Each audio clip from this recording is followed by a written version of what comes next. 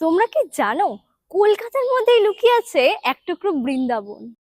High, আমি Ankita and welcome to explore Kolkata series part 8। উত্তর কলকাতার শ্যামবাজারে রয়েছে এই ঐতিহ্যবাহী মন্দির নববৃন্দাবন মন্দির। আজ থেকে প্রায় ৮০ বছরেরও বেশি সময় আগে নন্দলাল করুণী এই মন্দিরটি প্রতিষ্ঠা করেন। বৃন্দাবনের আদলে তৈরি করা এই মন্দিরের ভিতরে ঢুকলেই তোমরা দেখতে পাবে এইরকম সুন্দর রাসবিহারী ও রাসেশ্বরী বিগ্রহ। এই মন্দিরের বিখ্যাত উৎসব হলো অন্নকূট। এছাড়াও দুর্গাপূজা, অন্নপূর্ণা পূজা, দোল, রথযাত্রা সবই পালিত হয় এখানে। মন্দিরের ভিতরে নাট্য মন্দিরেই পালিত হয় এই সমস্ত প্রকার অনুষ্ঠান। Shyambazar metro station gate number 3 থেকে বেরিয়ে বাম দিকের রাস্তা ধরে একটু হেঁটে গেলেই দেখতে পাবে এই মন্দির। তাই বাগবাজারে এলে অবশ্যই ঘুরে দেখতে পারো এই মন্দিরটি। এইরকম আরো নতুন নতুন এক্সপ্লোর ভিডিও পেতে অবশ্যই পেজটি ফলো করে রেখো।